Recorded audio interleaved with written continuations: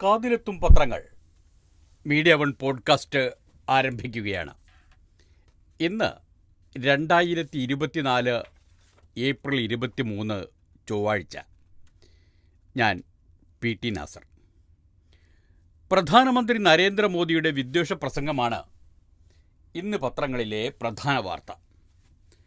അലിഗഡിൽ പ്രസംഗിച്ചപ്പോൾ വിദ്വേഷ വചനങ്ങൾ ആവർത്തിച്ചതും കോൺഗ്രസും CPM-ഉം ആദ്യ പ്രസംഗത്തിനെതിരെ തെരഞ്ഞെടുപ്പ് കമ്മീഷനെ സമീപിച്ച് പരാതി കൊടുത്തതും കാരണമാകാം ഒന്നാം ദിവസം കാര്യമായി എടുക്കാത്ത മാധ്യമങ്ങളൊക്കെ ഇപ്പോഴിതൊരു പ്രധാന വാർത്തയായി പരിഗണിക്കുന്നുണ്ട്. മലീമസം എന്നാണ് മാതൃഭൂമിയുടെ തലക്കെട്ട്. വല്ലാത്ത വാക്ക് എന്ന് മനോരമ, വെറുപ്പിന് ഗ്യാരൻറ്റി എന്ന് മാധ്യമം. വാർത്തയിലേക്ക് കടക്കാം. മാധ്യമത്തിൽ നിന്നാണ്. മോദിയുടെ മുസ്ലിം വിരുദ്ധ പ്രസംഗത്തിൽ രാജ്യവ്യാപക പ്രതിഷേധം, വെറുപ്പിന് ഗ്യാരൻറ്റി എന്നാണ് മാധ്യമത്തിൻ്റെ തലക്കെട്ട്. കോൺഗ്രസും CPM-ഉം പരാതി നൽകി, തെരഞ്ഞെടുപ്പ് കമ്മീഷന് മൗനം എന്ന് ഹൈലൈറ്റ്. ന്യൂഡൽഹി. രാജസ്ഥാനിലെ BJP തെരഞ്ഞെടുപ്പ് റാലിയിൽ പ്രധാനമന്ത്രി നരേന്ദ്രമോദിയുടെ മുസ്ലിം വിരുദ്ധ പ്രസംഗത്തിനെതിരെ രാജ്യവ്യാപക പ്രതിഷേധം. കൂടുതൽ കുട്ടികളെ ഉണ്ടാക്കുന്നവരും നുഴഞ്ഞുകയറ്റക്കാരുമാണ് മുസ്ലിങ്ങളെന്ന് വിശേഷിപ്പിച്ച പ്രധാനമന്ത്രിക്കെതിരെ പ്രതിപക്ഷ പാർട്ടികൾ ഒന്നടങ്കം രംഗത്തെത്തി. മോദിക്കെതിരെ കോൺഗ്രസും CPM-ഉം തെരഞ്ഞെടുപ്പ് കമ്മീഷന് പരാതി നൽകി.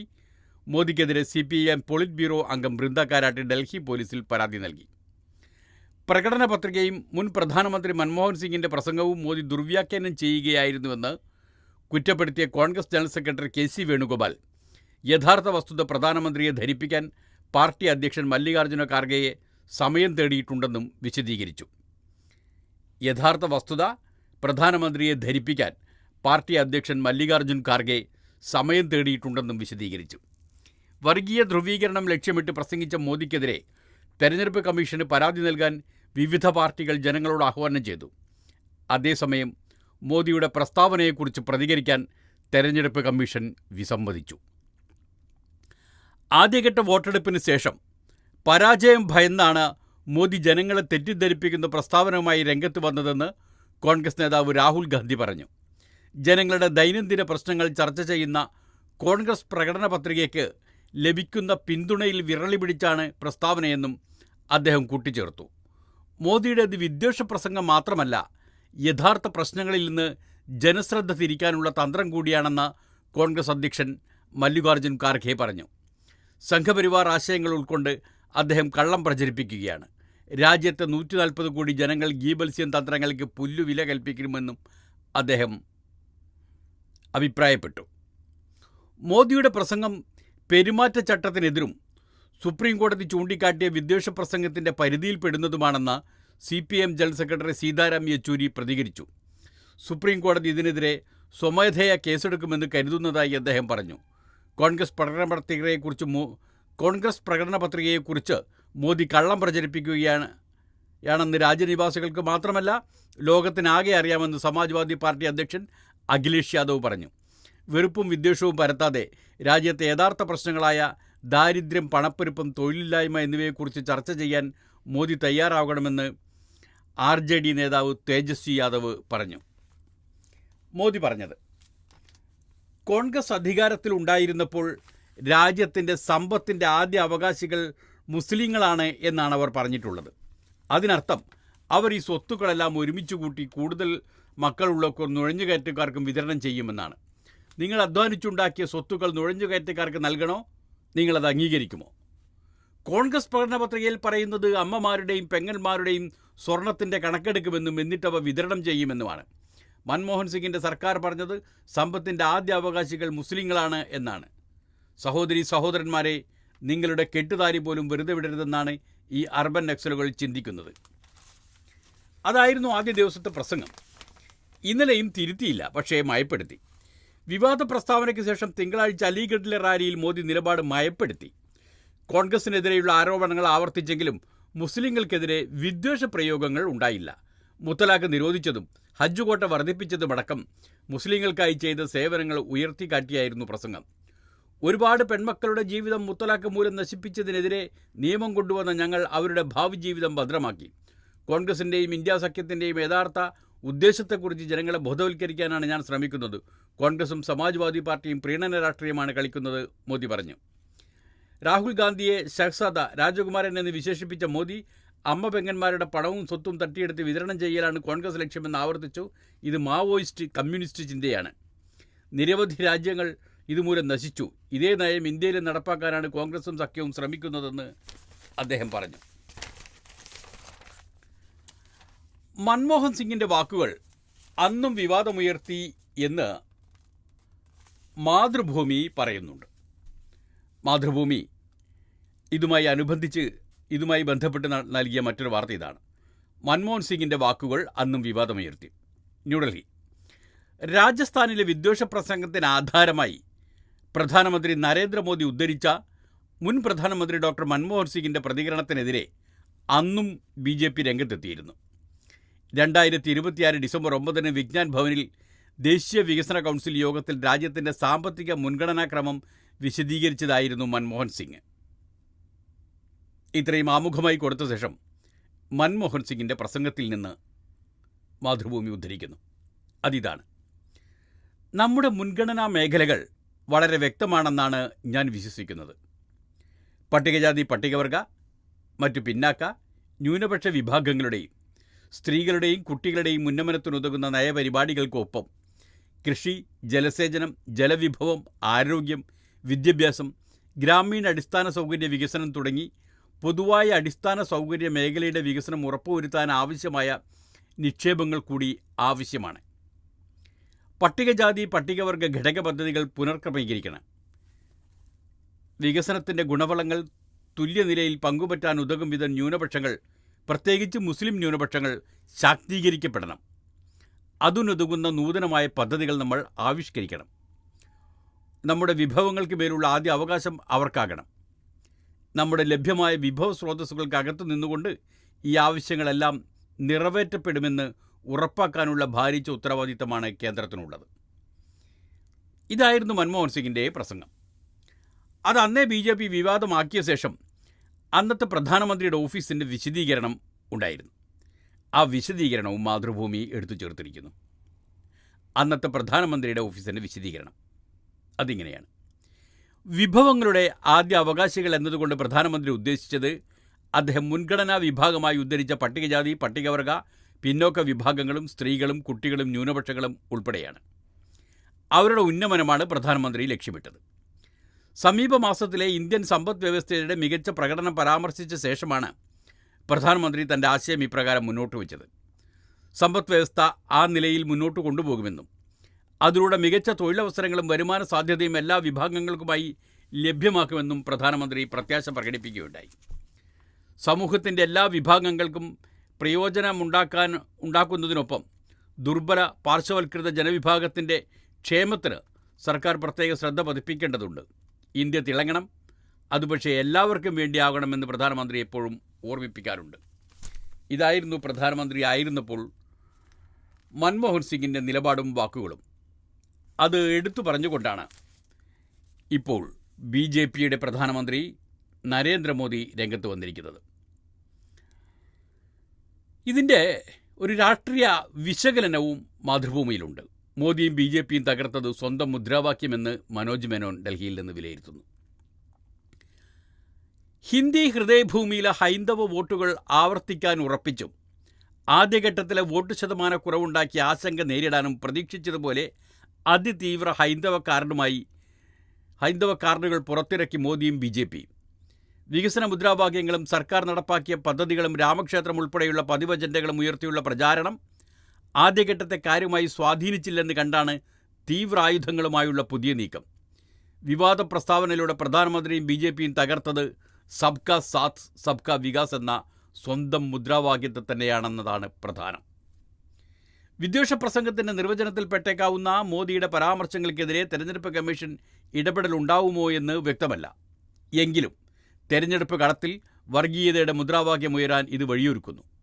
മോദി നിശ്ചയിക്കുന്ന അജണ്ടകളുടെ പിന്നാലെ പോകുന്ന പ്രതിപക്ഷത്തിൻ്റെ പതിവ് രീതിയും BJPയുടെ പ്രതീക്ഷയിലുണ്ട്. അപ്രതീക്ഷിതമല്ല BJPയുടെയും മോദിയുടെയും കരുനീക്കം.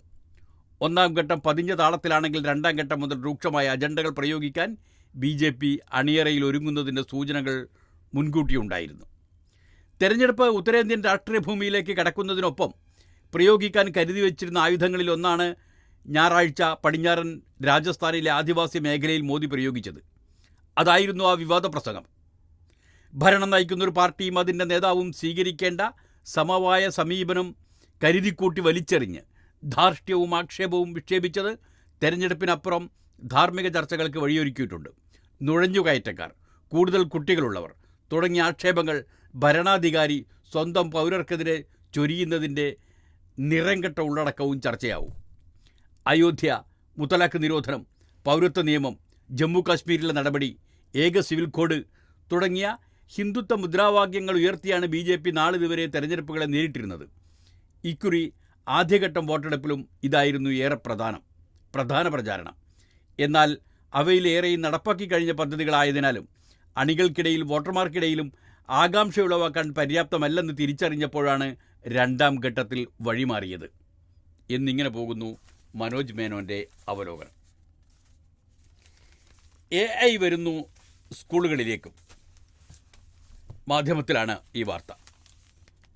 അധ്യയനം മുതൽ മൂല്യനിർണ്ണയം വരെ AI സങ്കേതങ്ങൾ. തിരുവനന്തപുരം സംസ്ഥാനത്ത് സ്കൂൾ വിദ്യാഭ്യാസ മേഖലയിലും ആർട്ടിഫിഷ്യൽ ഇൻ്റലിജൻസിൻ്റെ സാധ്യതകൾ ഉപയോഗിക്കാൻ തീരുമാനം. അധ്യയനം മുതൽ മൂല്യനിർണ്ണയത്തിൽ വരെ AI സങ്കേതങ്ങൾ വിനിയോഗിക്കും.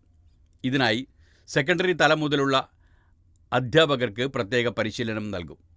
വിദ്യാഭ്യാസ വകുപ്പിന് കീഴിലുള്ള കൈറ്റിൻ്റെ നേതൃത്വത്തിൽ 3 ദിവസത്തെ പ്രായോഗിക പരിശീലനം മെയ് 2-ന് ആരംഭിക്കും. 8 മുതൽ 12 വരെ ക്ലാസുകളിൽ പഠിപ്പിക്കുന്ന 80,000 അധ്യാപകർക്ക് ആഗസ്റ്റോടെ AI പരിശീലനം പൂർത്തിയാക്കാനാണ് വി ശിവൻകുട്ടിയുടെ അധ്യക്ഷതയിൽ നടന്ന യോഗത്തിൻ്റെ തീരുമാനം. അതങ്ങനെ. അപ്പോൾ തിരുവനന്തപുരത്ത് മത്സരിക്കുന്നത് രാജാവിൻ്റെ ആസ്ഥാന വിദൂഷകനാണ് എന്ന് സിനിമാ താരം പ്രകാശ് രാജ് പറയുന്നു. തിരുവനന്തപുരം വർഗീയ വൈറസുകൾ കേരളത്തിൽ പടരാതെ നോക്കണമെന്ന് നടൻ പ്രകാശ് രാജ്. ബാംഗ്ലൂരുവിൽ നിന്ന് മുങ്ങിയ ഒരാളെ തേടിയാണ് സ്ഥാനാർത്ഥി രാജീവ് ചന്ദ്രശേഖരനെ ഉദ്ദേശിച്ചാണ് അദ്ദേഹം അത് പറഞ്ഞത്. ബാംഗ്ലൂരിൽ നിന്ന് മുങ്ങിയ ഒരാളെ തേടിയാണ് ഞാൻ തിരുവനന്തപുരത്ത് എത്തിയത്. 18 വർഷം കർണാടകയിൽ നിന്നുള്ള രാജ്യസഭാ MP ആയിരുന്നിട്ടും നാടിന് വേണ്ടി ഒന്നും ചെയ്യാതിരുന്നയാളാണ് തിരുവനന്തപുരം IT ഹബ്ബാക്കുമെന്ന് പറഞ്ഞ് മത്സരിക്കുന്നത്. തിരുവനന്തപുരം IT ഹബ്ബാക്കുമെന്ന് പറഞ്ഞ് മത്സരിക്കുന്നത്. അവിടെ സീറ്റ് കിട്ടാത്തതിനെ തുടർന്നാണ് രാജാവിൻ്റെ ആസ്ഥാന വിദൂഷകനായ സ്ഥാനാർത്ഥി ഇവിടെ മത്സരിക്കാനെത്തിയതെന്ന് വാർത്താ സമ്മേളനത്തിൽ അദ്ദേഹം പറഞ്ഞു. നാമനിർദ്ദേശ പത്രിക പരിശോധിച്ചാൽ എന്നേക്കാൾ ദരിദ്രനാണ് അദ്ദേഹമെന്ന് തോന്നും. വ്യവസായിയായ, സ്വന്തമായി വിമാനമുള്ള, മാധ്യമസ്ഥാപനം നടത്തുന്നയാൾ നികുതി അടച്ച കാര്യം വലിയ തമാശയാണ്. മണിപ്പൂരിനെക്കുറിച്ചോ കർഷകരെക്കുറിച്ചോ ഒരു വാക്ക് പോലും സംസാരിക്കാൻ ഇതുവരെ രാജീവ് ചന്ദ്രശേഖരന് കഴിഞ്ഞിട്ടില്ല. കേരളം എന്നും പ്രതീക്ഷ നൽകുന്ന സംസ്ഥാനമാണ്. ഒരിക്കലും ഇത്തരം ശക്തികൾക്ക് അവസരം നൽകരുത്. പാർലമെൻറ്റിലെ രാജാവിനെതിരെ ചോദ്യം ചോദിച്ച ശശി തരൂരിനെ പോലുള്ള ജനപ്രതിനിധികളെയാണ് നാട്ടിനാവശ്യം. തിരുവനന്തപുരത്ത് ഇടതുപക്ഷം സ്ഥാനാർത്ഥിയെ നിർത്താൻ പാടില്ലായിരുന്നു. ഇടതുപക്ഷ സ്ഥാനാർത്ഥി അഴിമതിക്കര പുലരാത്ത നിഷ്കളങ്കനാണ്. പക്ഷേ ജനാധിപത്യത്തെയും ഭരണഘടനാ സ്ഥാപനങ്ങളെയും സംരക്ഷിക്കാനുള്ള അവസരമായതിനാൽ വ്യക്തികളെ നോക്കി വോട്ട് നൽകണമെന്ന് പ്രകാശ് രാജ് പറഞ്ഞു. അതങ്ങനെ. അതിനിടയിൽ തൃശ്ശൂർ പൂരം കെട്ടടങ്ങാത്ത വിവാദം എന്നൊരു വാർത്തയും മാധ്യമത്തിലുണ്ട്. തൃശ്ശൂരിൽ നിന്ന് സുഗതൻ P. ബാലനാണ് എഴുതിയിരിക്കുന്നത്. തൃശ്ശൂർ പോലീസ് കമ്മീഷണർക്കും അസിസ്റ്റന്റ് കമ്മീഷണർക്കുമെതിരെ സർക്കാർ നടപടി പ്രഖ്യാപിച്ചിട്ടും തൃശ്ശൂർ പൂരത്തിലെ രാഷ്ട്രീയ വിവാദം കെട്ടടങ്ങുന്നില്ല. തെരഞ്ഞെടുപ്പ് പതിവാതിൽക്കലെത്തി നിൽക്കെ വിഷയത്തിൽ ചർച്ചകൾ തുടരുന്നത് ഗുണകരമാവില്ലെന്ന തിരിച്ചറിയലിലാണ് കമ്മീഷണർ അങ്കിത് അശോകനെയും അസിസ്റ്റന്റ് കമ്മീഷണർ സുദർശനെയും സ്ഥലം മാറ്റാൻ മുഖ്യമന്ത്രി നിർദ്ദേശം നൽകിയത്. എന്നാൽ തെരഞ്ഞെടുപ്പ് വരെയെങ്കിലും വിഷയം കത്തിച്ചു നിർത്തണമെന്ന നിലപാടിലാണ് കോൺഗ്രസും BJP. കമ്മീഷണറുടെ വീഴ്ചയാണ് പ്രശ്നങ്ങൾക്ക് കാരണമെന്ന വിശദീകരണമാണ് ഇടതു കേന്ദ്രങ്ങൾ നൽകുന്നതെങ്കിലും BJP സ്ഥാനാർത്ഥിയെ സഹായിക്കാനുള്ള ഗൂഢാലോചനയാണ് നടന്നതെന്ന നിലപാടിൽ ഉറച്ചു നിൽക്കുകയാണ് UDF-ഉം സ്ഥാനാർത്ഥി K. മുരളീധരനും. എന്നാൽ പൂരം തന്നെ അട്ടിമറിക്കാനുള്ള ഇടത് അജണ്ടയുടെ ഭാഗമാണ് അരങ്ങേറിയതെന്ന നിലപാടിലാണ് BJP-യും സ്ഥാനാർത്ഥി സുരേഷ് ഗോപിയും. പോലീസ് കമ്മീഷണർ അങ്കിത് അശോകനെതിരെ പൊതുവികാരം ശക്തമാണ്. കഴിഞ്ഞ തവണയും പൂരത്തിന് പ്രശ്നങ്ങളുണ്ടാക്കിയ ഉദ്യോഗസ്ഥന് തന്നെ ഇത്തവണ എങ്ങനെ ക്രമസമാധാന ചുമതല നൽകിയെന്ന ചോദ്യത്തിന് സർക്കാരിന് മറുപടിയില്ല. ഉദ്യോഗസ്ഥരെ മാറ്റിയതിനാൽ മാത്രം പ്രശ്നം തീരില്ലെന്നും ജുഡീഷ്യൽ അന്വേഷണം വേണമെന്നുമാണ് K. മുരളീധരൻ ആവശ്യപ്പെട്ടത്. അതേസമയം പൂരവുമായി വൈകാരികമായി അടുപ്പമുള്ള തൃശ്ശൂരിൽ പൂരം അട്ടിമറി നീക്കമുയർത്തിയുള്ള പ്രചാരണം ശക്തിപ്പെടുത്താനാണ് BJP ശ്രമിക്കുന്നത്. കോൺഗ്രസ് BJP പ്രചാരണം താൽക്കാലികമായെങ്കിലും ഇടതുമുന്നണിയെ വിഷമിപ്പിക്കുന്നുണ്ട്. പ്രശ്നങ്ങളിൽ DIGയും IG ഇടപെടാൻ വൈകിയെന്നാണ് ആഭ്യന്തര വകുപ്പിൻ്റെ വിലയിരുത്തൽ. മേലുദ്യോഗസ്ഥരെ വിവരം അറിയിക്കുന്നതിലും വീഴ്ചയുണ്ടായി. ചടങ്ങുകൾ നിർത്തിവെച്ചത് വൻ വിവാദമായിട്ടും DGP ഒരു വിശദീകരണം പോലും ചോദിച്ചില്ല. ഇതിനിടെ തൃശ്ശൂരിൽ കമ്മീഷണറായിരുന്ന യതീഷ് ചന്ദ്ര പൂരനാളിൽ ജനങ്ങളുമായി സൗഹാർദ്ദപരമായി ഇടപെടുന്നതിൻ്റെ വീഡിയോ സമൂഹമാധ്യമങ്ങളിൽ പ്രചരിക്കുന്നുണ്ട്. അതുപോലെ പൂരം തടസ്സമില്ലാതെ നടത്താൻ സ്ഥിരം സംവിധാനം വേണമെന്ന് തിരുവമ്പാടി ദേവസ്വം ഇതിനിടെ ആവശ്യപ്പെട്ടിട്ടുണ്ട്. തൃശ്ശൂർ പൂരം തടസ്സങ്ങളില്ലാതെ നടത്താൻ സ്ഥിരം സംവിധാനമുണ്ടാക്കാൻ നിയമനിർമ്മാണം നടത്തണമെന്ന് തിരുവമ്പാടി ദേവസ്വം പ്രസിഡന്റ് TS സുന്ദർമേനോൻ വാർത്താസമ്മേളനത്തിൽ ആവശ്യപ്പെട്ടു. ആന എഴുന്നള്ളിപ്പും വെടിക്കെട്ടും ഉൾപ്പെടെ പൂരം നടത്തിപ്പ് പൂരം കമ്മിറ്റിക്ക് നൽകുകയും സുരക്ഷാ ക്രമീകരണങ്ങൾ മാത്രം പോലീസ് കൈകാര്യം ചെയ്യുകയും വേണം. കുറച്ചുകാലമായി പൂരം തടസ്സപ്പെടുത്താൻ ഗൂഢാലോചന നടക്കുന്നുണ്ട്. അതുകൊണ്ടാണ് പൂരമാകുമ്പോൾ ഓരോ പ്രശ്നവുമായി ചിലർ വരുന്നത്. അവസാന നിമിഷം കോടതി കയറിയിറങ്ങേണ്ട സ്ഥിതിയാണ്. പോലീസ് കമ്മീഷനിൽ നിന്ന് തിക്താനുഭവമുണ്ടായി. ചരിത്രത്തിൽ ആദ്യമായി പൂരം എക്സിബിഷൻ നിർത്തിവെച്ചു. മന്ത്രിമാരുടെ നിർദ്ദേശം പോലും പെരുമാറ്റച്ചട്ടത്തിൻ്റെ മറവിൽ ഉദ്യോഗസ്ഥർ ലംഘിച്ചു. പൂരം നടത്താൻ സൗകര്യം ഒരുക്കുകയാണ് ഉദ്യോഗസ്ഥർ ചെയ്യേണ്ടത്. രാത്രിയിലെ മടത്തിൽ വരവിന് മുമ്പ് റോഡുകൾ അടയ്ക്കരുതെന്ന് യോഗത്തിൽ തീരുമാനിച്ചിരുന്നു. രാത്രി 2 വരെ ജനങ്ങൾക്ക് എഴുന്നള്ളിപ്പ് കാണാം. അതിനുശേഷം റോഡുകൾ അടച്ച് പുലർച്ചെ 4-ന് വെടിക്കെട്ട് നടത്താം. എന്നാൽ മടത്തിൽ വരവ് വരുന്നതിനിടെ ജനങ്ങളെ മാറ്റി. കലക്ടറുടെ യോഗ തീരുമാനം പോലീസ് ഉദ്യോഗസ്ഥരെ അറിയിച്ചിട്ടും വഴങ്ങിയില്ല. തുടർന്നാണ് ജനങ്ങളെ തടഞ്ഞ് പൂരം നടത്തേണ്ടതില്ലെന്ന് ദേവസ്വം തീരുമാനിച്ചത്. എക്സിബിഷൻ നിർത്തിവെച്ചതിലൂടെ 40 ലക്ഷം രൂപയോളം നഷ്ടമെന്നും അദ്ദേഹം പറഞ്ഞു. അതിനിടെ സുരേഷ് ഗോപിയെ തിരുവമ്പാടി ദേവസ്വം സെക്രട്ടറി വിളിച്ചിട്ടില്ല എന്ന് അദ്ദേഹം തന്നെ വെളിപ്പെടുത്തി. തൃശ്ശൂർ പൂരം തടസ്സപ്പെട്ടതുമായി ബന്ധപ്പെട്ട പ്രശ്നപരിഹാരത്തിന് സുരേഷ് ഗോപിയെ നേരിട്ട് വിളിച്ചിട്ടില്ലെന്ന് തിരുവനന്തപുരം ദേവസ്വം സെക്രട്ടറി K. ഗിരീഷ്. തെറ്റായ വിവരങ്ങളാണ് സുരേഷ് ഗോപി മാധ്യമങ്ങളിലൂടെ പറഞ്ഞതെന്ന് അദ്ദേഹം വാർത്താസമ്മേളനത്തിൽ പറഞ്ഞു. തിരുവമ്പാടി ദേവസ്വത്തിൽ നിന്ന് തന്നെ വിളിച്ചതനുസരിച്ചാണ് ശാരീരികാസ്വസ്ഥം ഉണ്ടായിട്ടും രാത്രി സേവാഭാരതിയുടെ ആംബുലൻസിൽ ചർച്ചയ്ക്ക് എത്തിയതെന്ന് സുരേഷ് ഗോപി പറഞ്ഞതിനോട് പ്രതികരിക്കുകയായിരുന്നു ദേവസ്വം സെക്രട്ടറി. സുരേഷ് ഗോപിയുടെ PA എന്ന് പറയുന്നയാൾ വിളിച്ചെന്നും സുരേഷ് ഗോപിക്ക് സംസാരിക്കാൻ ഫോൺ കൊടുക്കുകയാണെന്നും പറഞ്ഞു. തുടർന്ന് സംസാരിച്ചു, കാര്യങ്ങൾ പറഞ്ഞു. അതിനെ അദ്ദേഹം വേറൊരു തരത്തിൽ വ്യാഖ്യാനിക്കാൻ പാടില്ലായിരുന്നു. പൂരം രാഷ്ട്രീയവൽക്കരിക്കാൻ ആരും തുനിയരുത് എന്നും തിരുവമ്പാടി ദേവസ്വം സെക്രട്ടറി പറയുന്നു. കൊച്ചിയിൽ നിന്ന് ഹൈക്കോടതിയിൽ നിന്ന് മറ്റൊരു വാർത്തയുണ്ട്. ദത്തെടുത്ത കുട്ടികളുടെ DNA ഫലത്തിന് നിർബന്ധിക്കരുത് എന്ന്. കൊച്ചി. ബലാത്സംഗത്തിനിരയായ സ്ത്രീകൾക്ക് ജനിച്ച കുട്ടികൾ ദത്തെടുക്കപ്പെട്ടാൽ അവരുടെ DNA പരിശോധന സംബന്ധിച്ച അപേക്ഷകൾ കോടതി പ്രോത്സാഹിപ്പിക്കരുതെന്ന് ഹൈക്കോടതി. കുട്ടികളുടെ സ്വകാര്യതയും തെളിവ് നിയമമടക്കം കോടതി നടപടികളുടെ സ്വീകാര്യതയും തമ്മിലെ സന്തുലിതാവസ്ഥ നഷ്ടപ്പെടാത്ത വിധത്തിലുള്ള തീരുമാനമാണ് ഇക്കാര്യത്തിൽ കോടതികളിൽ നിന്നുണ്ടാകേണ്ടതെന്ന് ജസ്റ്റിസ് K. ബാബു വ്യക്തമാക്കി. ബലാത്സംഗവും പിതൃത്വവുമായി ബന്ധപ്പെട്ട് നിലവിലുള്ള കേസുകളിൽ ദത്തെടുത്ത 4 കുട്ടികളുടെ രക്തസാമ്പിളുകൾ പരിശോധിക്കാൻ നിർദ്ദേശിച്ച് മഞ്ചേരി, കട്ടപ്പന, കൊല്ലം, പാലക്കാട് കോടതികൾ പുറപ്പെടുവിച്ച ഉത്തരവ് റദ്ദാക്കിയാണ് കോടതിയുടെ നിരീക്ഷണം. മാനഭംഗ കേസുകളിൽ വാദത്തിന് പിൻബലം നൽകാനാണ് ഇരകളുടെ കുഞ്ഞിൻ്റെ DNA പരിശോധന വേണമെന്ന് അഭിഭാഷകർ ആവശ്യപ്പെടുന്നത്. കോടതികൾ അതിന് നിർദ്ദേശം നൽകുമ്പോൾ ജനനം സംബന്ധിച്ച രഹസ്യം ചിലപ്പോൾ കുട്ടികളും അവരുടെ പുതിയ രക്ഷിതാക്കളും അറിയാനിടയാകും. DNA പരിശോധനയുടെ താൻ ദത്തുകുട്ടിയാണെന്നും ബലാത്സംഗത്തിനിരയായ മാതാവിൻ്റെ കുട്ടിയാണെന്നും നിശ്ചിത പ്രായത്തിന് ശേഷം തിരിച്ചറിയുന്നത് കുട്ടികളുടെ മാനസിക സന്തുലിതാവസ്ഥയെ ബാധിക്കാനിടയുണ്ട്. ഇത് സ്വഭാവ വൈകൃതത്തിലേക്കും മറ്റും കുട്ടികളെ നയിച്ചേക്കാനും ഇടയുണ്ട്. ഇത് ദത്തെടുക്കൽ നിയന്ത്രണ മാർഗരേഖയുടെ 48-ാം വകുപ്പിനും ദത്തെടുക്കലിൻ്റെ ലക്ഷ്യത്തിനും വിരുദ്ധമാണ്. സ്വകാര്യതയ്ക്കുള്ള അവകാശം ഭരണഘടനാപരമാണ്. അതിനാൽ ദത്തെടുത്ത കുട്ടികളുടെ കാര്യത്തിൽ DNA ഫലം നിർബന്ധിക്കപ്പെടുന്നില്ല. കുറ്റം തെളിയിക്കാൻ പിതൃത്വം സ്ഥാപിക്കപ്പെടണമെന്ന വ്യവസ്ഥ IPC, പോക്സോ ആക്റ്റുകളിൽ ഇല്ല. എന്നാൽ കേസ് തെളിയിക്കാൻ DNA പരിശോധനാ ഫലം ആവശ്യമായി വരുമ്പോൾ സ്വകാര്യതയുടെ ലംഘനവും ഉണ്ടാകുന്നതുകൊണ്ട് കോടതികൾ വിവേചനാധികാരം ഉപയോഗിക്കണം.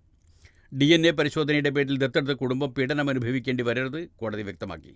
Kerala legal services society project കോർഡിനേറ്ററുടെ റിപ്പോർട്ടിൻ്റെ അടിസ്ഥാനത്തിൽ സ്വമേധയാ സ്വീകരിച്ച ഹർജിയാണ് കോടതി പരിഗണിച്ചത്. ഹർജി വീണ്ടും മെയ് 27-ന് പരിഗണിക്കും. ഇസ്രായേൽ സൈനിക രഹസ്യാന്വേഷണ തലവൻ രാജിവെച്ചു എന്ന വാർത്ത മാധ്യമത്തിലുണ്ട്. ഒക്ടോബർ 7-ലെ വീഴ്ച കണക്കിലെടുത്താണിത്. തെല്ലവീവ്. ഒക്ടോബർ 7-ലെ ഹമാസ് മിന്നലാക്രമണം മുൻകൂട്ടി അറിയുന്നതിലും പ്രതിരോധിക്കുന്നതിലുമുണ്ടായ വീഴ്ചയുടെ ഉത്തരവാദിത്തം ഏറ്റെടുത്ത് ഇസ്രായേൽ സൈനിക രഹസ്യാന്വേഷണ തലവൻ മേജർ ജനറൽ അഹറോൺ ഹലിവ രാജിവെച്ചു. സൈനിക മേധാവി ലഫ്റ്റനന്റ് ജനറൽ ഹെർസി ഹാലവി ആഭ്യന്തര രഹസ്യാന്വേഷണ ഏജൻസിയായ ഷിൻബെത്ത് മേധാവി റോണർ ബർ എന്നിവരും നേരത്തെ വീഴ്ചയുടെ ഉത്തരവാദിത്തം ഏറ്റെടുത്തിരുന്നു. അതേസമയം പ്രധാനമന്ത്രി ബെന്യാമിൻ നെതന്യാഹു ഉത്തരവാദിത്തം ഏറ്റെടുക്കാൻ തയ്യാറായിട്ടില്ല. സുരക്ഷാ മതിൽ തകർത്തതും പാരച്യൂട്ട് ഉപയോഗിച്ച് പറന്നിറങ്ങിയതും ചെറുബോട്ടുകൾ വരെയും ഇസ്രായേലിലേക്ക് ഇരച്ചു കയറിയ ഹമാസ് പോരാളികൾ സൈനിക പോസ്റ്റുകൾ ആക്രമിക്കുകയും 250-ലേറെ പേരെ ബന്ദിയാക്കുകയും ചെയ്തിരുന്നു. സൈനികർ ഉൾപ്പെടെ 1139 ഇസ്രായേൽ പൗരന്മാരാണ് സംഭവത്തിൽ കൊല്ലപ്പെട്ടത്. പലസ്തീനികളെ നിരന്തരം കസ്റ്റഡിയിലെടുത്ത് പീഡിപ്പിക്കുകയും കൊലപ്പെടുത്തുകയും മസ്ജിദുൽ അക്സയ്ക്ക് നേരെ ഇസ്രായേൽ സൈന്യം അതിക്രമണം തുടരുന്നതുമാണ് മിന്നലാക്രമണത്തിന് കാരണമായി ഹമാസ് പറയുന്നത്. ഗസയ്ക്ക് നേരെ കനത്ത വ്യോമാക്രമണവും കരയുദ്ധവും നടത്തിയാണ് ഇസ്രായേൽ പ്രതികരിച്ചത്.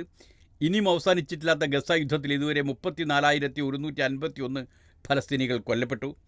ഇതിൽ 14,500-ൽ ഏറെ പേരും കുട്ടികളും 9,500 പേർ സ്ത്രീകളുമാണ്. 77,084 പേർക്ക് പരിക്കേറ്റു. വിദേശത്ത് നിന്ന് കൂടുതൽ വാർത്തകളുണ്ട്. അഭയാർത്ഥി കേന്ദ്രങ്ങളിൽ ഇസ്രായേൽ ആക്രമണം തുടരുന്നു എന്നതാണ് ഒരു വാർത്ത. ഗസ അഭയാർത്ഥികൾ തിങ്ങിപ്പാർക്കുന്ന റഫേൽ ഇസ്രായേൽ സൈന്യം തിങ്കളാഴ്ചയും ആക്രമണം തുടർന്നു. 24 മണിക്കൂറിനിടയിൽ 54 പേർ കൂടി കൊല്ലപ്പെട്ടു. ഇതിൽ 16 പേർ കുട്ടികളും 6 പേർ സ്ത്രീകളുമാണ്. അഭയാർത്ഥി ക്യാമ്പുകൾ, ആരോഗ്യ കേന്ദ്രങ്ങൾ, താമസ കെട്ടിടങ്ങൾ എന്നിവ ബോംബിട്ട് തകർക്കുന്നത് തുടരുകയാണ്. അതിൽ അൽ-മഗാസി അഭയാർത്ഥി ക്യാമ്പിന് നേരെ പീരങ്കി ആക്രമണവും ബുറൈജ്, നുസൈറത്ത് ക്യാമ്പുകൾക്ക് നേരെ വ്യോമാക്രമണവുമാണ് നടത്തിയത്. ഖാൻ യൂനിസിലെ നാസർ ആശുപത്രിയിലെ കൂട്ടക്കുഴിമാടത്തിൽ നിന്ന് ഇതുവരെ 283 മൃതദേഹങ്ങൾ കണ്ടെടുത്തു.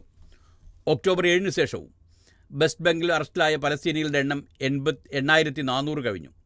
അതിനിടെ ഗസയിൽ നിന്ന് പൂർണ്ണമായി സൈന്യത്തെ പിൻവലിക്കാൻ ഇസ്രായേൽ സന്നദ്ധമാകാത്തതാണ് വെടിനിർത്തൽ ചർച്ച വഴിമുട്ടാൻ കാരണമെന്ന് ഹമാസ് നേതാവ് ഇസ്മായിൽ ഹനിയ തുർക്കിയ ചാനലിന് നൽകിയ അഭിമുഖത്തിൽ പറഞ്ഞു. ബന്ദികളെ മോചിപ്പിച്ച ശേഷം യുദ്ധം തുടരാനാണ് അവരുടെ പദ്ധതിയെങ്കിൽ അത് നടക്കില്ലെന്ന് ഹനിയ കൂട്ടിച്ചേർത്തു. അതിനിടയിൽ സിറിയയിലെ US സൈനിക കേന്ദ്രത്തിന് നേരെ വീണ്ടും ആക്രമണം ഉണ്ടായിട്ടുണ്ട്. സിറിയയിലെ അമേരിക്കൻ സൈനിക കേന്ദ്രത്തിന് നേരെ ഇറാഖിൽ നിന്ന് റോക്കറ്റ് ആക്രമണം. 5 റോക്കറ്റുകളാണ് വന്നതെന്ന് നാശനഷ്ടമില്ലാതെ ഇവ തകർത്തതായും US അധികൃതർ പറഞ്ഞു. ഇറാൻ അനുകൂല സായുധ വിഭാഗമാണ് ആക്രമണത്തിന് പിന്നിലെന്ന് കരുതുന്നു. ഇറാഖ് പ്രധാനമന്ത്രി മുഹമ്മദ് ഷിയ അൽ സുഡാനി അമേരിക്കൻ സന്ദർശനം കഴിഞ്ഞ് തിരിച്ചെത്തിയതിൻ്റെ പിറ്റേന്നാണ് ഇറാഖിൽ നിന്ന് US സൈനിക നേതൃത്വത്തിന് നേരെ ആക്രമണമുണ്ടായത്. ഇസ്രായേലിന് നൽകുന്ന പിന്തുണയിൽ പ്രതിഷേധിച്ച് പശ്ചിമേഷ്യയിലെ അമേരിക്കൻ താവളങ്ങൾക്ക് നേരെ പലവട്ടം ആക്രമണമുണ്ടായി. ഇതേ സമയം തന്നെ ഇറാൻ പ്രസിഡന്റ് പാകിസ്ഥാനിലെത്തിയിട്ടുണ്ട്. ആ വാർത്തയും മാധ്യമത്തിലുണ്ട്. ഇസ്ലാമാബാദ്. ഇസ്രായേലുമായി സംഘർഷാവസ്ഥ നിലനിൽക്കുന്നതിനിടെ ഇറാൻ പ്രസിഡന്റ് ഇബ്രാഹിം റഹീസി 3 ദിവസത്തെ സന്ദർശനത്തിനായി പാകിസ്ഥാനിലെത്തി. വിദേശകാര്യമന്ത്രി അമീർ അബ്ദുല്ലാഹിയൻ ഉൾപ്പെടെ മന്ത്രിസഭാംഗങ്ങളും ഉന്നത ഉദ്യോഗസ്ഥരും ബിസിനസ് പ്രമുഖരും റൈസിയെ അനുഗമിക്കുന്നുണ്ട്. ഫെബ്രുവരിയിൽ പൊതുതെരഞ്ഞെടുപ്പിന് ശേഷം നടന്ന ആദ്യമായാണ് ഒരു രാഷ്ട്രത്തലവൻ പാകിസ്ഥാൻ സന്ദർശിക്കുന്നത്. പാകിസ്ഥാൻ പ്രസിഡന്റ് ആസിഫ് അലി സർദാരി, പ്രധാനമന്ത്രി Shehbaz Sharif, senate chairman Syed Yousuf Raza Gilani, parliament speaker Sardar Sadiq തുടങ്ങിയവരുമായി ഇറാൻ സംഘം ചർച്ച നടത്തും. ഉഭയകക്ഷി ബന്ധം ശക്തിപ്പെടുത്താനാണ് സന്ദർശനമെന്നാണ് ഔദ്യോഗികമായി അറിയിപ്പെങ്കിലും ഇപ്പോഴത്തെ സാഹചര്യത്തിൽ സന്ദർശനത്തിന് രാഷ്ട്രീയ സൈനിക പ്രാധാന്യമുണ്ട്. കഴിഞ്ഞ ജനുവരിയിൽ പാകിസ്ഥാനിലെ ബലൂചിസ്ഥാൻ പ്രവിശ്യയിൽ തീവ്രവാദി വേട്ട എന്ന പേരിൽ ഇറാൻ വ്യോമാക്രമണം നടത്തുകയും പാകിസ്ഥാൻ അതിന് തിരിച്ചടിയായി ഇറാനിൽ ആക്രമണം നടത്തുകയും ചെയ്തത് യുദ്ധഭീതി പടർത്തിയിരുന്നു. ചൈന ഉൾപ്പെടെ ഇടപെട്ട് ദിവസങ്ങൾക്കകം ഈ പ്രശ്നം പരിഹരിച്ചു. അതിനുശേഷമാണിപ്പോൾ ഇബ്രാഹിം റയീസി പാകിസ്ഥാനിലെത്തുന്നത്. തെരഞ്ഞെടുപ്പ് ഫലം മാലിദ്വീപ് കൂടുതൽ ചൈന പക്ഷത്തേക്ക് ചായും എന്നൊരു വാർത്തയും മാധ്യമത്തിലുണ്ട്. തെരഞ്ഞെടുപ്പ് ഫലം സ്വാഗതം ചെയ്ത് ചൈന. മാലെ. ജനസമ്മിതിയുടെ പിൻബലത്തിൽ മാലിദ്വീപ് ഭരണകൂടം ചൈനീസ് പക്ഷത്തേക്ക് കൂടുതൽ ചായും. ഞായറാഴ്ച നടന്ന പാർലമെൻറ്റ് തെരഞ്ഞെടുപ്പിൽ ചൈന അനുകൂലിയായ പ്രസിഡന്റ് മുഹമ്മദ് മുയിസുവിൻ്റെ പാർട്ടി 3-2 ഭൂരിപക്ഷം നേടി. 93 അംഗ പാർലമെൻറ്റിൽ ഭരണകക്ഷിയായ പീപ്പിൾസ് നാഷണൽ കോൺഗ്രസിന് 67 സീറ്റിൽ വിജയിച്ചു. കഴിഞ്ഞ വർഷം സെപ്റ്റംബറിൽ നടന്ന പ്രസിഡന്റ് തെരഞ്ഞെടുപ്പിൽ ഇന്ത്യ പുറത്ത് എന്ന മുദ്രാവാക്യമുയർത്തി അധികാരത്തിലെത്തിയ പ്രസിഡന്റ് മുഹമ്മദ് മുയിസു ജനുവരിയിൽ ചൈന സന്ദർശിച്ചതിന് ശേഷം ഇന്ത്യക്കെതിരെ നീക്കം കടുപ്പിച്ചിരുന്നു. രാജ്യത്തുള്ള 88 ഇന്ത്യൻ സൈനികർ മടങ്ങിപ്പോകണമെന്ന് മുയിസു ആവശ്യപ്പെട്ടു. കടലിലെ സുരക്ഷാ ദുരന്ത നിവാരണ പ്രവർത്തനങ്ങൾക്ക് വേണ്ടിയാണ് മാലദ്വീപിൽ ഇന്ത്യൻ സൈന്യത്തെ സജ്ജമാക്കിയിരുന്നത്. മെയ് 10 ഇന്ത്യൻ സൈന്യം പിൻവാങ്ങും. ഇന്ത്യൻ സൈനികരെ പിൻവലിച്ച ശേഷം ചൈനയ്ക്ക് മേഖലയിൽ സ്വാധീനം സാന്നിധ്യവും സ്വാധീനവും ഉറപ്പിക്കാനുള്ള നീക്കങ്ങളാണ് മാലദ്വീപ് ഭരണകൂടം ഇപ്പോൾ നടത്തുന്നത്. പാർലമെൻറ്റ് തെരഞ്ഞെടുപ്പിലെ കൂറ്റൻ വിജയം ഈ നയവുമായി മുന്നോട്ട് പോകാൻ അവർക്ക് ആത്മവിശ്വാസം നൽകും. ഇന്ത്യ ആഭിമുഖ്യമുള്ള മാലദ്വീപ് ഡെമോക്രാറ്റിക് പാർട്ടിക്ക് 12 സീറ്റിലെ വിജയിക്കാനായുള്ളൂ. സ്വതന്ത്രർ 10 സീറ്റിലും വിജയിച്ചു. മാലദ്വീപ് വികസന സഖ്യം, ജംഹൂരി പാർട്ടി എന്നിവ ഓരോ സീറ്റിലും വിജയിച്ചു. അങ്ങനെയൊക്കെ ഇരിക്കെ കേസിൽ കണ്ണിൽ കൊണ്ടത് BJP നേതാവിൻ്റെ താക്കോൽ എന്നൊരു വാർത്തയുണ്ട്. കൊല്ലത്താണ്. സ്വീകരണത്തിനിടെ BJP കൊല്ലം സ്ഥാനാർത്ഥി G. കൃഷ്ണകുമാറിൻ്റെ കണ്ണിൽ പരിക്കേറ്റ സംഭവത്തിൽ വൻ ട്വിസ്റ്റ്. CPM-നെതിരെ ആരോപണം ഉന്നയിച്ച് നൽകിയ പരാതി പോലീസ് അന്വേഷിച്ചപ്പോൾ കുടുങ്ങിയത് BJP കുണ്ടറ പഞ്ചായത്ത് സമിതി ജനറൽ സെക്രട്ടറി സനൽ പുത്തൻപിള്ളയാണ്. ഇയാളുടെ കയ്യിലുണ്ടായിരുന്ന താക്കോലാണ് കൃഷ്ണകുമാറിൻ്റെ കണ്ണിൽ കൊണ്ടത്.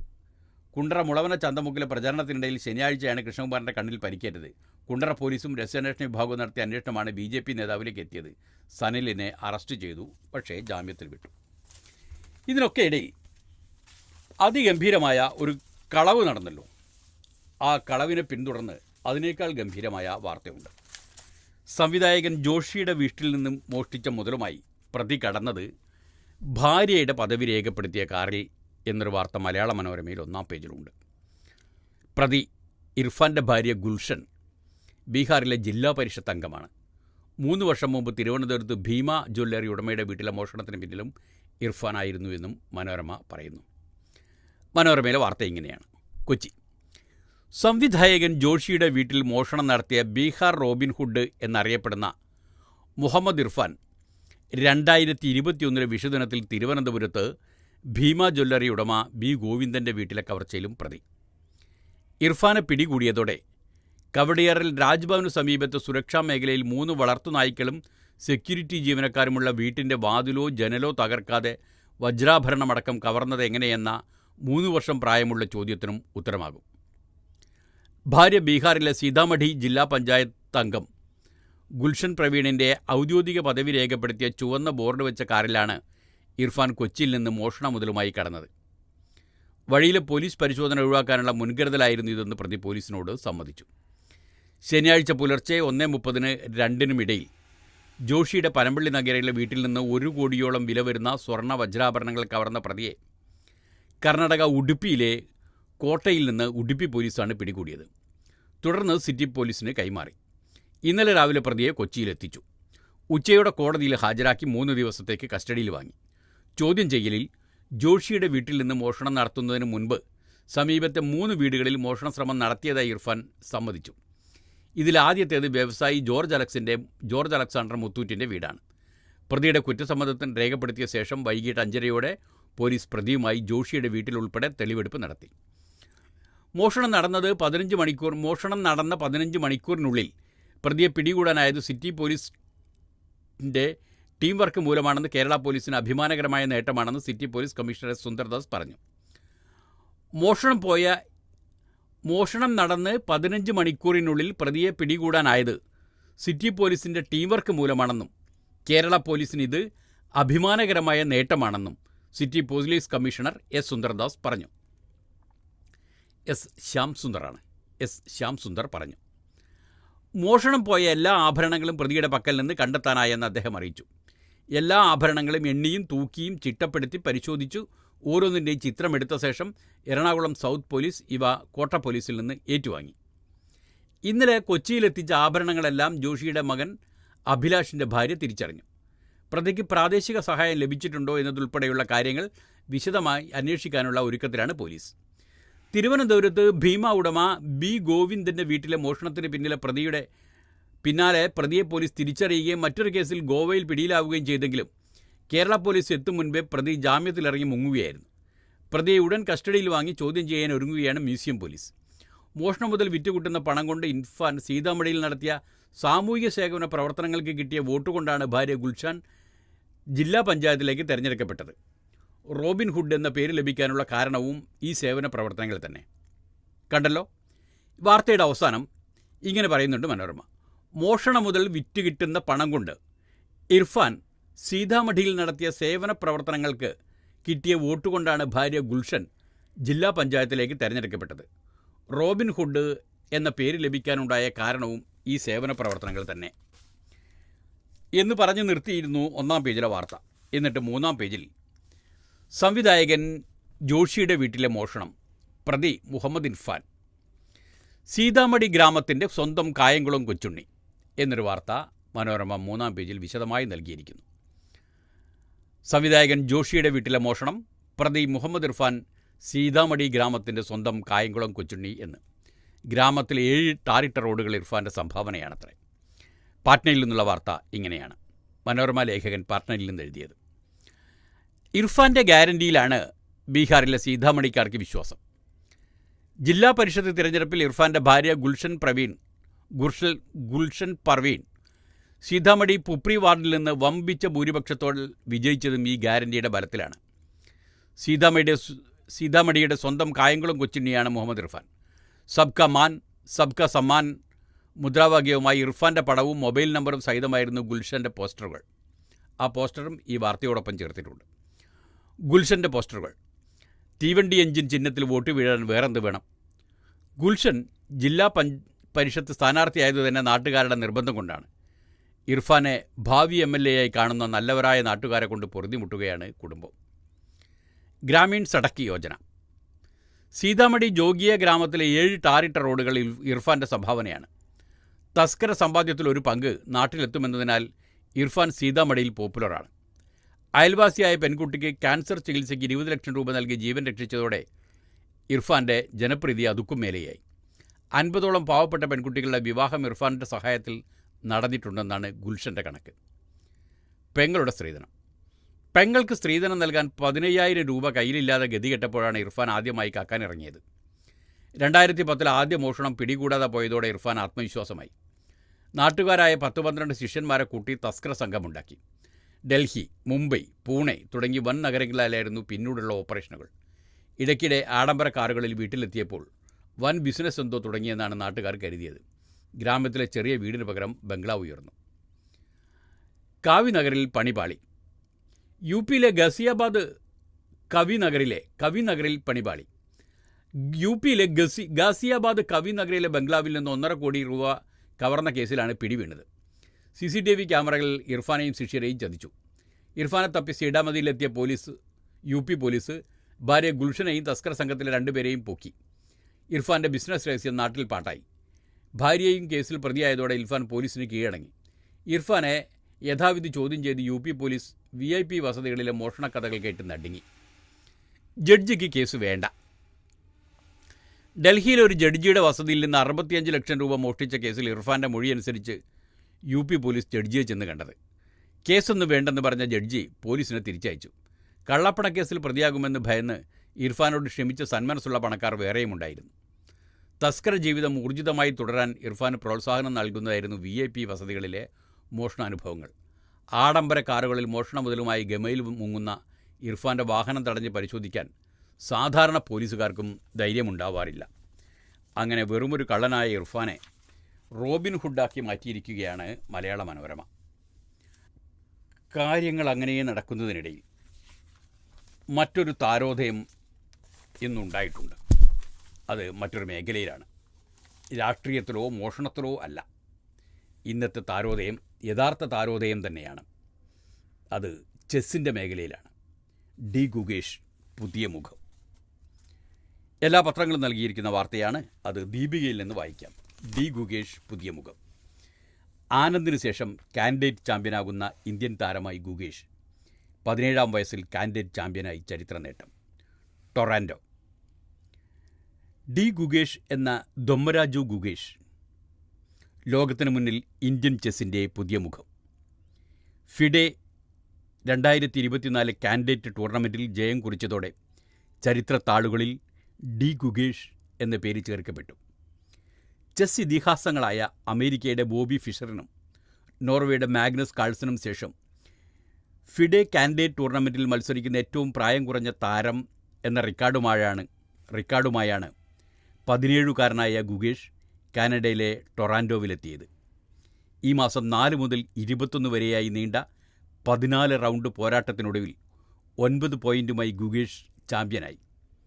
അതോടെ കാൻഡിഡേറ്റ് ചാമ്പ്യനാകുന്ന ഏറ്റവും പ്രായം കുറഞ്ഞ താരമെന്ന ചരിത്രവും ഈ ചെന്നൈ സ്വദേശിക്ക് സ്വന്തം. 2022 കാൻഡിഡേറ്റ് ചാമ്പ്യനായ റഷ്യയുടെ ഇയാം നിപ്പോനിഷി ലോക 2ഉം 3ഉം നമ്പറുകാരായ അമേരിക്കയുടെ ഫാബിയാനോ കരുവാന, ഹികാരു നാകാമുറ എന്നീ ഫേവറേറ്റുകളെ നിഷ്പ്രഭമാക്കിയാണ് ഗുകേഷ് ചാമ്പ്യനായത്. 14ാം റൗണ്ടിൽ നാഗാമുറയെ സമനിലയിൽ തളച്ചായിരുന്നു ഗുകേഷ് ചാമ്പ്യനായത്. 10ാം സ്ഥാനം മുന്നേറി ലോക റാങ്കിങ്ങിൽ 6ാം സ്ഥാനത്തും ഗുകേഷ് എത്തി. Photo finish.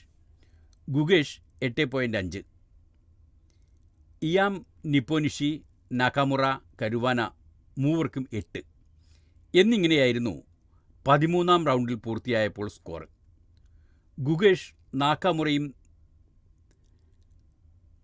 ഗുകേഷും നാകാമുറയും തമ്മിലും നിപ്പോനിഷിയും കരുവാനയും തമ്മിലുമായിരുന്നു 14ാം റൗണ്ട്.